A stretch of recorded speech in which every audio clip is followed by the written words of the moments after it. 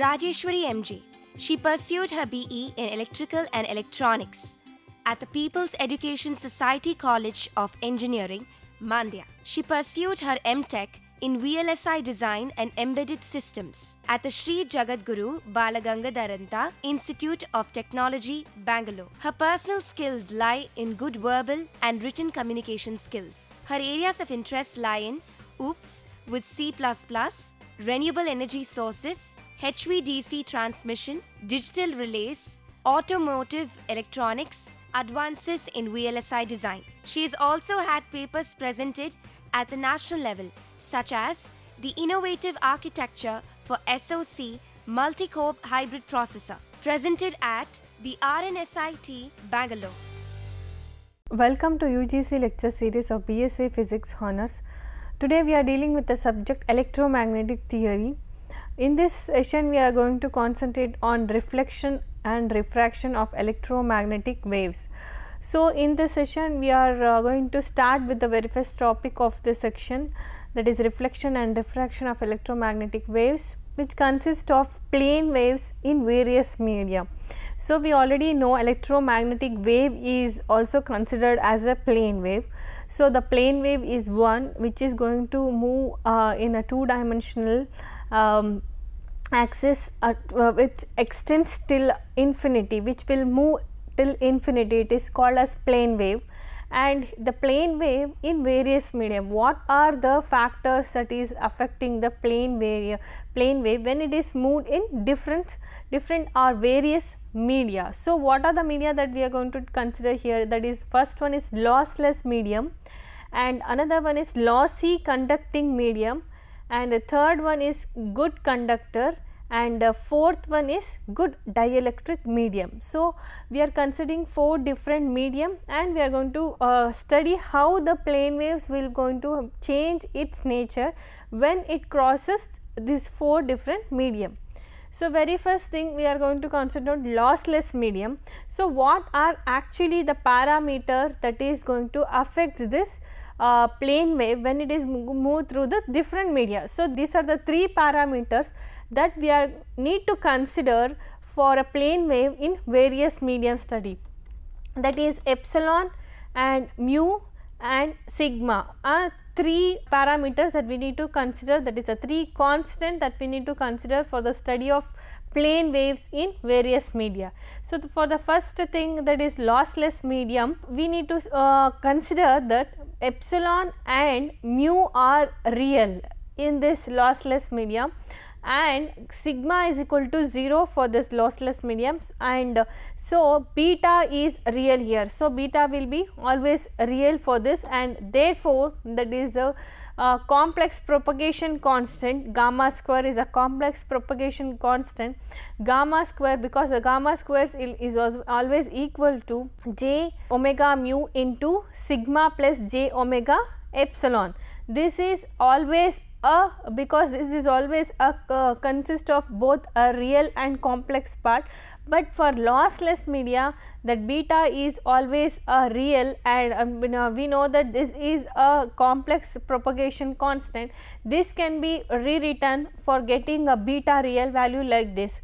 So gamma square is equal to again, if we are going to square on both sides, we will get considering only the real part and eliminating the complex part, we will rewrite this complex propagation constant like this: gamma square is equal to j square omega square mu epsilon. So this can be rewritten as j beta whole square, where beta is a constant which is equal to omega root of mu and epsilon.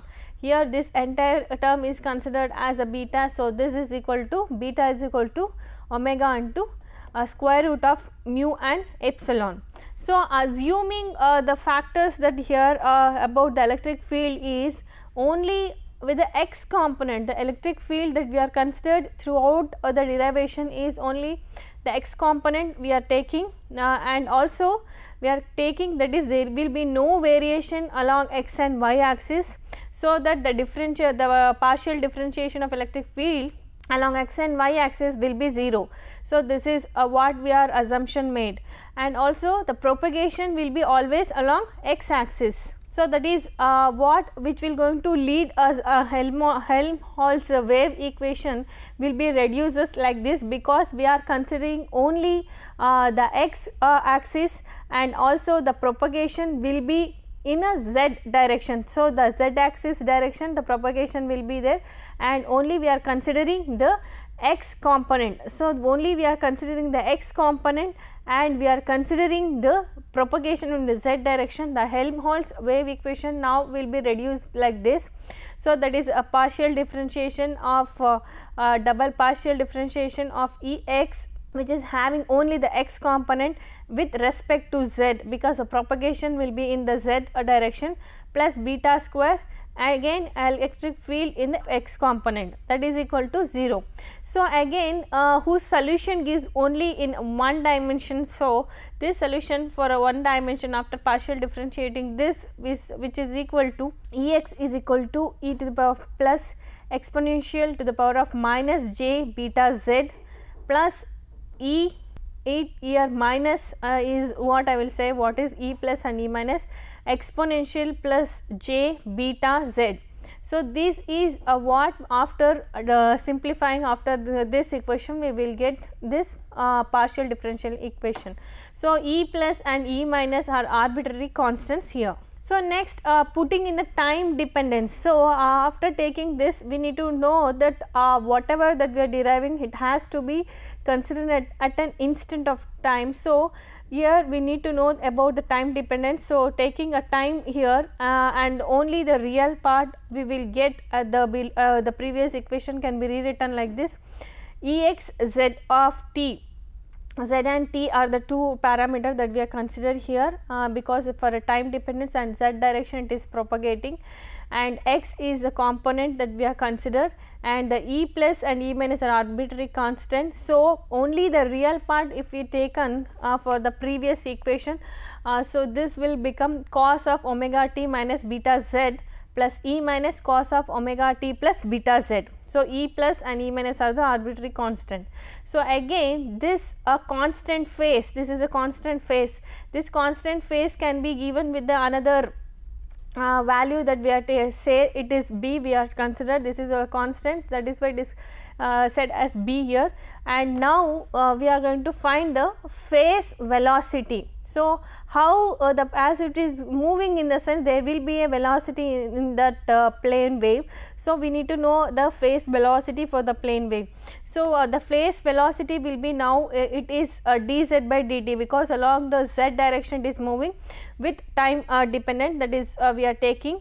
So, differentiation z is what here, wt minus b divided by beta.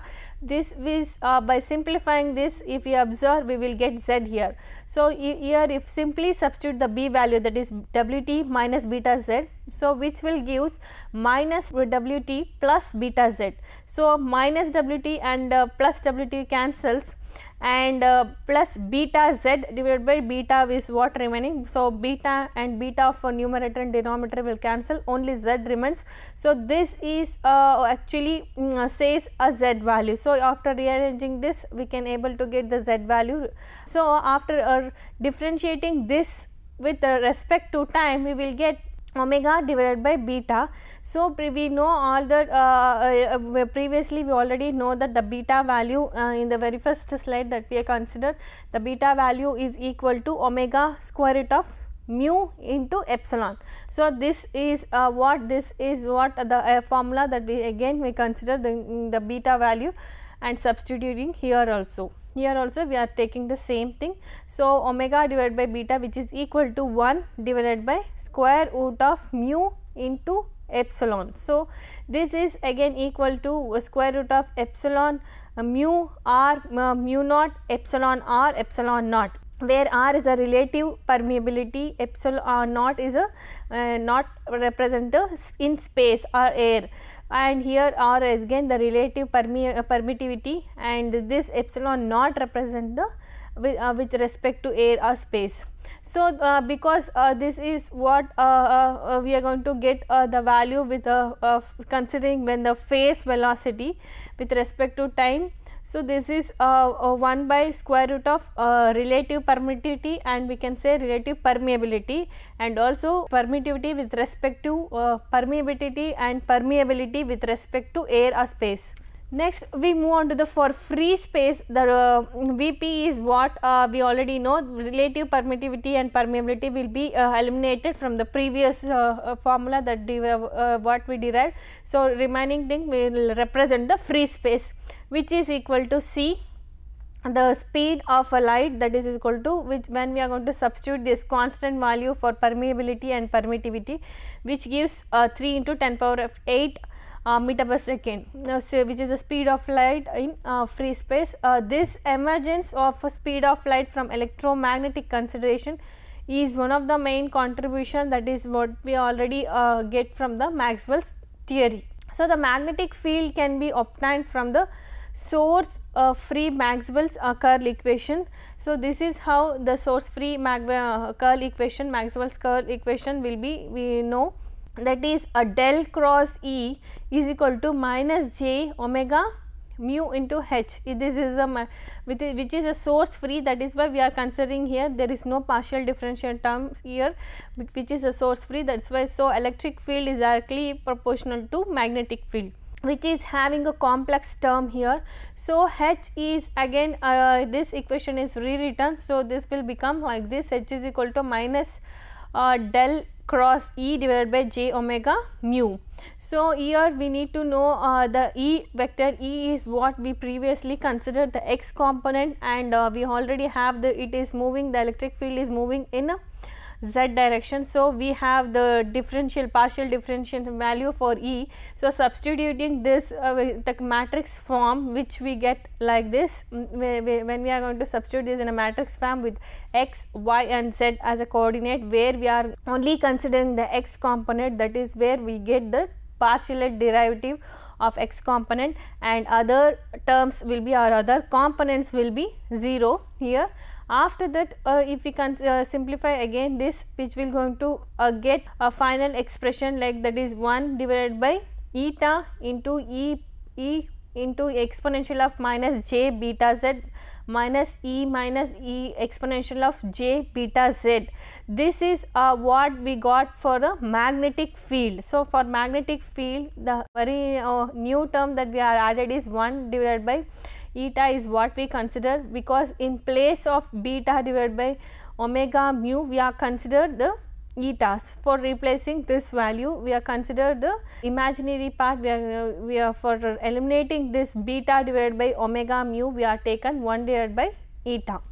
So finally the wave impedance, that what we have taken the eta value before is represent the wave impedance of the plane wave, that is eta is equal to omega mu divided by beta, which is gives a wave impedance. So this wave impedance can be again rearranged with the help of substituting beta value in the denominator, which will be equal to square root of mu and epsilon here. So again the eta is also dependent on mu and epsilon. So here, which is that is wave impedance is this mu and epsilon is what we can also mention as electric field along x component and magnetic field along y component, that is epsilon represent the magnetic field, for this is the parameter for magnetic field, and this mu is the parameter for electric field. So this will be equal to again both. So for free space we need to consider only the mu naught and epsilon naught, and substituting this value, which will gives a mu, that is wave impedance will be 377 ohm exactly for a free space. So next media, that is we can need to consider about for plane wave in various media is a lossy conducting media. If we consider the lossy conducting media is a conductive with the conductivity of sigma is considered, because it is a lossy conducting media. So the conductivity is one of the parameter that we need to consider for this. So then again it will going to affect change the Maxwell curl equation like this, that is del cross E is equal to minus j omega nu h is what the curl equation. So, this is going to affect by plus addition of sigma e, because we are consider the sigma here because it is a lossy conductive medium. So, sigma e is added for the above curl equation. So, this is again rearranged. So, finally, we got j omega epsilon, the effective epsilon will be taken into consider, and e. So, finally, epsilon effective of omega, which is equal to omega plus sigma divided by j omega, that is equal to epsilon minus j sigma divided by omega, because j here and j is taken to the numerator, which will become minus j here, that is why the minus sign here. Again, if we taking out the epsilon from this expression, that becomes epsilon into 1 minus j sigma divided by omega into epsilon. So, this is the effect of conductivity has been absorbed in the complex frequency dependent effective permittivity. So, effective permittivity will going to observe the frequency, complex frequency will be observed by the effective permittivity is what we can observe from this formula. So, this will going to again we rearrange the previous equation, which will going to become like del square E plus omega square mu effective permittivity into omega into E, again del square, where this will be substituted with the j gamma whole square into E. So, finally, we get the complex propagation constants for the lossy conducting media as gamma is equal to j omega square root of mu epsilon, that is effective permittivity into omega, which will represent the alpha plus j beta, which is we called as complex propagation constant. So, we can say that when the plane wave moves in a lossy conducting media, it will going to affect the propagation complex propagation constant, where here with this alpha, and alpha is the attenuation constant and beta is a phase constant. So, now so far we studied the about the plane waves when it is moving move across the lossy conducting media. So, we will come to the solution for this question, that is what is the implication of complex wave vector. So, the wave is previously that what we studied is having the complex propagation constant. So, we can say that it is a complex wave. So, the wave complex wave vector, what we can study with that complex wave vector. So, these are the things that we can study, that is the wave is exponentially decaying, where we can find it with the expression, and the dispersion relation for conductor, that is usually non-magnetic, is what we get from the complex propagation constant, that is gamma is equal to j omega square root of mu into epsilon effective permittivity is into omega. So, by simplifying this and by substituting the values of omega here for this, we will simplify again by substituting omega. Finally, we end up with the expression, that is j into omega divided by c n effective into omega, where the n effect, that is a complex refractive index, is one of the factor that is added here for which will going to affect the complex wave nature, that is complex wave vector, that is having a complex propagation constant, is again affected by the complex refractive index. So, so far that whatever that we studied is for only one dimensional, considering the x component, and it is moving in only the z direction. So, that is 1D wave is for general lossy media. Now, it becomes like this, that is partial derivative of electric field with respect to z, that is double partial derivative of electric field with respect to z minus gamma square E x is equal to 0. So, again the solution of this is what, again we can have the partial differentiation and partial double differentiation of above will give this solution. So, now putting all these things together, again the same that what we followed for the very first lossless medium, now we are following for the lossy conducting medium also. Putting the time dependence and taking real part, we will get the same for the previous equation, we will get the time dependence, and only taking the real part, that previous equations become like this. And also the magnetic field can be found out from the Maxwell's equations from that what we previously discussed, that is equal to y is the direction of the magnetic field that we consider, that is equal to 1 divided by effective, that is eta effective, which is having a e exponential to the power of minus gamma z minus e exponential gamma z. So, where useful expression for intrinsic impedance is what, that is eta effective, which is given by j omega epsilon naught divided by gamma. So, this is the expression for intrinsic impedance. So, this is very useful for finding the intrinsic impedance. So, this will again the gamma value, that is what previously we got derived. So, that is substituted in the denominator. This will be again equal to mu naught divided by effective permittivity into gamma. So, the intrinsic impedance here is equal is somewhat dependent, that is dependent on effective permittivity. So, the electric field and magnetic field are no longer in phase, as effective permittivity is complex here. So, effective permittivity, that what we observed from the expression is complex. So, we can say that electric field and as well as magnetic field are no longer in phase. So, next the Poynting vector or power flow for this wave inside the lossy conducting medium also we need to derive. So, for that again we need to have that E into E cross H expression for finding Poynting vector. So, substituting that what we got the E and H values in places, that is partial derivative values of E and H.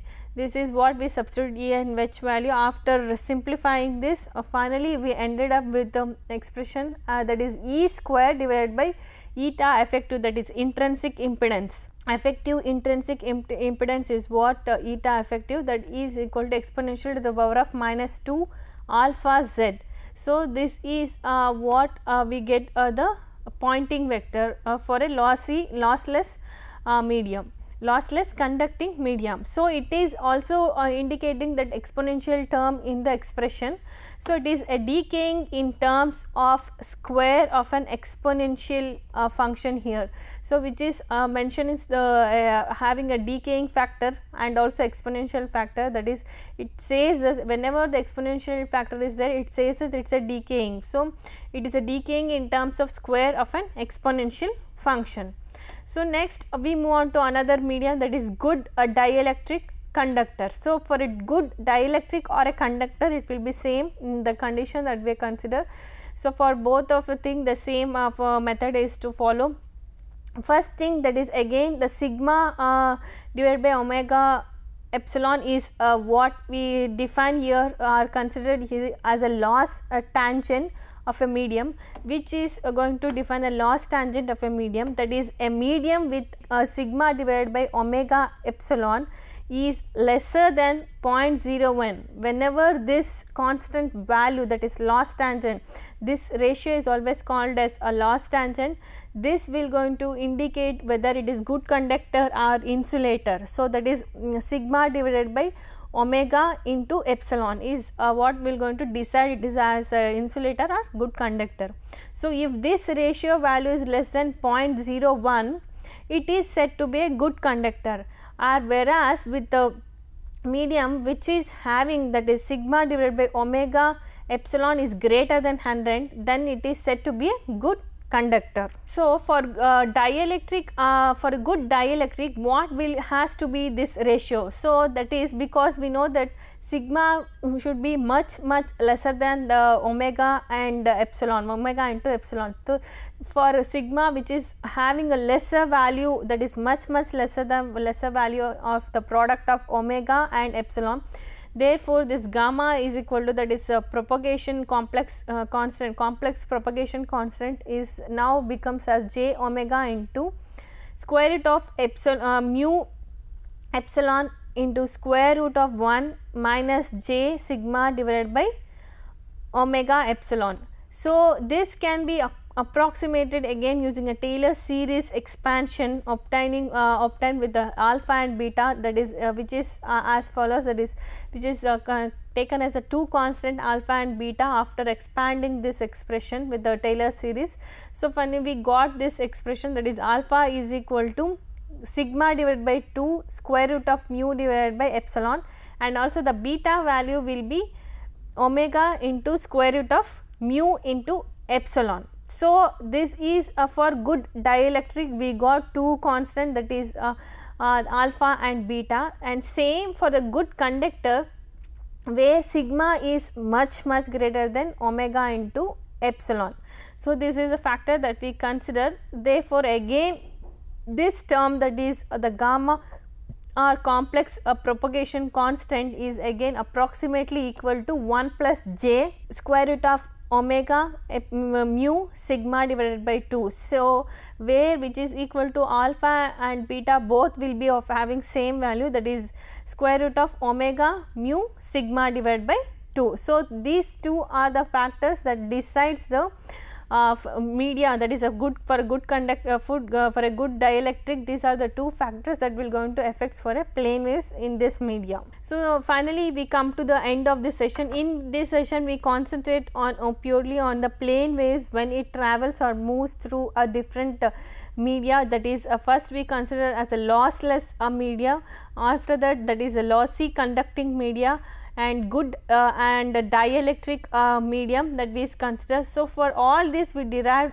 different constants, and also the very firstly that we derived the lossless media, which is going to affect the beta value, which we derive the beta value for this, and after the phase velocity where we are, which is going to depend on mu and epsilon, that is permittivity and permeability, it will going to depend, and also the impedance, the effective impedance also we can calculate the impedance of this lossless medium, and for a lossy conducting medium where we find the effective permittivity, and also which is a different value or which will going to affect it differently than other medium, and also the complex propagation complex constant will be having a different term, that is which is included effective permittivity in the complex propagation term. And also the intrinsic impedance for this lossy medium will be also affected due to the permittivity, effective permittivity. So, for the good conductor, which is always decided with that is a loss tangent equation, which will decide a good conductor or a insulator. So, which will be stated with the two different constants, that is the two different parameter which will decide or affects the plane waves when it travels through the good conductor, that is alpha is equal to beta is equal to square root of omega mu sigma divided by 2, which is the factor that will affect when for the plane wave when it travels in a good conductor. And also the phase will be omega divided by beta, that is omega into delta, and also lambda will be same, that is 2 pi divided by beta. So, and also for the good dielectric again the alpha beta for the good conductor same, but for a good dielectric it will be different, that is alpha is equal to sigma divided by 2 square root of mu divided by epsilon for a good dielectric, but beta value is remains same, that is equal to omega into square root of mu into epsilon.